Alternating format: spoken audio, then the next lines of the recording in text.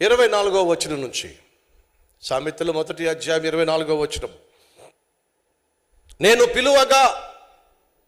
నేను పిలువగా వినకపోతిరి, మీరు వినరు. సరే, నేను చెయ్యి చాపగా ఎవ్వరును లక్ష్య పెట్టకపోయిరి, నేను చెప్పిన బోధ ఏమియు మీరు వినక త్రోసివేసి. నా మాట అంటే మీకు లెక్కలేదు.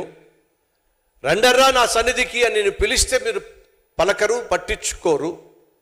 నా మాట మీకు లెక్కే లేదు.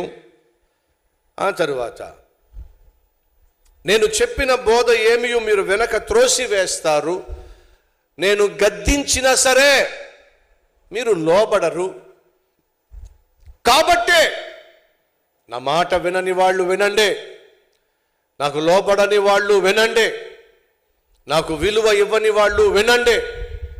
నేను బోధించినా సరే వినని వాళ్ళు, నేను గద్దించినా సరే పట్టించుకోని వాళ్ళు వినండి. అంటే నేనన్నా, నా సన్నిధన్నా, నా వాక్యమన్నా, నా గద్దింపన్నా లెక్కలేని వాళ్ళు వినండి. మీకు అపాయము కలుగునప్పుడు నేను నవ్వుతా. నీకు అపాయం వచ్చి, నీకు ఆపదొచ్చి అల్లాడిపోతున్నప్పుడు దేవుడు అంటున్నాడు, నేను నవ్వుతా.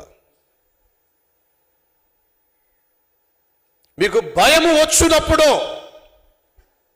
నేను అపహాస్యము చేస్తా.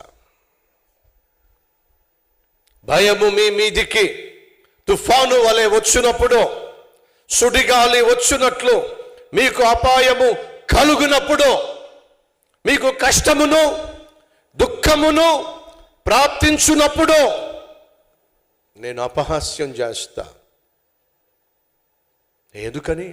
నా మాట మీరు వింటే కదా, నాకు మీరు విలువనిస్తే కదా, నా వాక్కును మీరు పెడచెవిన పెట్టారు కదా, గద్దిస్తే మీరు తిరుగుబాటు చేశారు కదా, నా మాట మీరు విన్నప్పుడు, నన్ను మీరు పట్టించుకోనప్పుడు, నేనంటే మీకు విలువ లేనప్పుడు నేనెందుకు మిమ్మల్ని పట్టించుకోవాలి?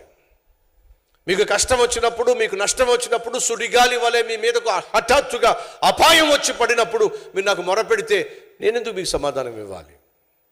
ఇవ్వను. పైపెచ్చు మీరు ఏడుస్తున్నప్పుడు చూసి మీ కర్మ ఏం చేస్తాం అని నవ్వుతాను.